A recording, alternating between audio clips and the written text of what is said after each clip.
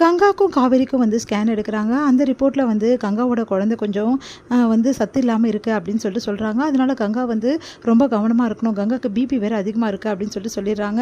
அதனால் வந்து கங்கா டென்ஷன் ஆகக்கூடாது, அவங்கள ரொம்ப சந்தோஷமாக பார்த்துங்க, அவங்க டென்ஷனே ஆகக்கூடாதுன்னு சொல்லி அனுப்புகிறாங்க. இதனால் வந்து என்ன பண்ணுறதுன்னு தெரியாமல் தவிக்கிறாங்க நம்ம சாரதா.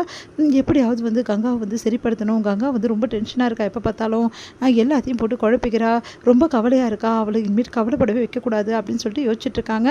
இந்த சூழ்நிலையில் இங்கே என்ன பண்ணுறாங்கன்னா, தாத்தாவும் பாட்டியும் வீட்டுக்கு வராங்க. இந்த மாதிரி வந்து காவேரிக்கு வந்து வளகாப்பு வைக்கணும், 7ஆம் மாதம் வச்சிடலாம் அப்படின்னு சொல்கிறாங்க. அதுக்கு இன்னும் வந்து நாள் இருக்கே அப்படின்னு சொல்லிட்டு யோசிக்கிறாங்க. 7ஆம் மாதம் வச்சா தான் கரெக்டாக இருக்கும். எல்லாருக்கும் கூப்பிட்டு வந்து நல்லா பெருசாக விமர்சையாக பண்ணணும், எங்கள் வீட்டு வாரிசுக்கு நாங்கள் பண்ணணும்னு ஆசைப்பட்றோம், நல்லா பெருசாகவே பண்ணிடலாம் அப்படின்னு சொல்லிட்டு பேசிட்டு போகிறாங்க. இதனால் வந்து சாரதா வந்து கங்கா கிட்ட இந்த விஷயத்தை எல்லாத்தையும் சொல்கிறாங்க. அப்போ அவளுக்கு 7ஆம் மாதம் வச்சு எனக்கு எப்போ வைப்பீங்கன்னு சொல்லிட்டு கங்கா கேட்குறாங்க. வச்சிடலாண்டி, உனக்கும் சேர்த்துணுன்னா நான் ஒத்துக்க மாட்டேங்கிறாங்க கங்கா, எனக்கு தனியாக தான் வைக்கணும்னு சொல்லிட்டு அடம்பிடிக்கிறாங்க. இந்த சூழ்நிலையில் கங்கா வந்து சொல்கிறாங்க அவங்க அம்மா கிட்டேயும் வந்து நம்ம வந்து குமரன் கிட்டேயும் இந்த மாதிரி எனக்கு நடக்கிற ஃபங்க்ஷன் வந்து ரொம்ப பெரிய லெவலில் இருக்கணும், பெரிய சத்திரம் எடுத்து நீங்கள் மண்டபம் எடுத்து நல்லா சூப்பராக பண்ணணும், அப்போ தான் எனக்கு நிம்மதியாக இருக்கும், இதை நீங்கள் பண்ணலைன்னா எனக்கு தேவையே இல்லை இந்த ஃபங்க்ஷன் அப்படி சொல்லிட்டு போயிடுறாங்க.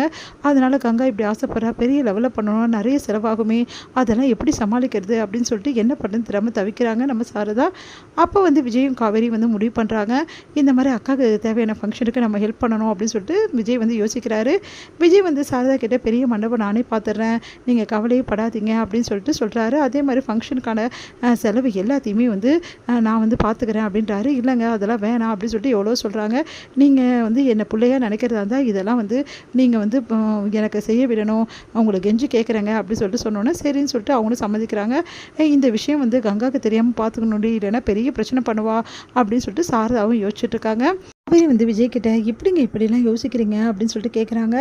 உங்களுக்கு எப்படி தோணுச்சு அக்காவுக்கு உதவி பண்ணணும்னு, அக்காவுக்கு தெரிஞ்சால் பெரிய பிரச்சனை பண்ணுவாங்க அப்படின்னோடனே அதெல்லாம் பார்த்துக்கலாம் காவேரி, உங்கள் அக்காவுக்கு இப்போ குழந்தை வந்து வந்து இந்த மாதிரி இருக்க டைமில் அவங்களுக்கு நல்லபடி பிறக்கணுன்னா அவங்க டென்ஷன் ஆகக்கூடாது டாக்டர் சொன்னாங்கல்ல, அதனால தான் நான் சொல்கிறேன், அவங்க டென்ஷன் ஆகாமல் இருக்கணும்னா அவங்க விருப்பப்படி வந்து வளகாப்பு நடத்தணும், அதுக்காக தான் நான் எல்லாமே பண்ணியிருக்கேன்னொன்னே என்னை பற்றி யோசிக்காமல் என் அக்கா பற்றி யோசிக்கிறீங்களே, எனக்கு எவ்வளோ சந்தோஷமாக இருக்குது தெரியுமா அப்படின்னு சொல்லிட்டு நெகிழ்ச்சி அடைகிறாங்க நம்ம காவேரி. அடுத்து வந்து பெரிய சத்திரத்தை பார்த்துட்டு அந்த எடுத்துகிட்டு வந்து காட்டினோன்னே அந்த பேர்லாம் கங்கா யோசிக்கிறாங்க, இவ்வளோ பெரிய சத்திரத்துக்கு நிறைய பணம் ஆகுமே, நீ தானடி பெரிய சத்திரம் வைக்கணும்னு சொன்னேன், இப்போ வேறு மாதிரி சொல்லிட்டு இருக்க, இப்போ இதுக்கெல்லாம் எங்கே பணம் உங்களுக்கு இருக்குது அப்படின்னோடனே அதெல்லாம் பார்த்துக்கலாம், அதெல்லாம் தெரிஞ்சவங்க தான் வந்து சத்திரம் கம்மியான வாடகையில் தான் கொடுக்குறாங்க, அதெல்லாம் ஒன்றும் ப்ராப்ளம் இல்லை அப்படின்னு சொல்லிட்டு காவேரி வந்து சொல்லி சமாளிக்கிறாங்க. அடுத்து எல்லாத்துக்கும் தேவையானதெல்லாம் நகை, அதுக்கப்புறம் வந்து அவங்களுக்கு பட்டு புடவை எல்லாமே எடுக்கிறாங்க. கங்கா வந்து எங்கே வந்து காவேரிக்கு வந்து பெரிய லெவலில் பண்ண போகிறாங்களோ அதோட காஸ்ட் அதை நம்ம எல்லாமே எடுக்கணும் அப்படின்னு சொல்லிட்டு பிளான் பண்ணி எல்லாமே பண்ணுறாங்க. இதை பார்த்து கூட வந்து என்ன பண்ணுறாங்க, நம்ம யமுனாவும் வந்து கூட சேர்ந்தே வந்து கங்கா கிட்ட ரொம்ப புறம் பேசுகிறாங்க. இந்த மாதிரி காவேரியோட நல்லா கிராண்டாக எடுத்துக்கக்கா, அதுதான் நல்லது அப்படின்ற மாதிரி போட்டு கொடுத்துட்ருக்காங்க.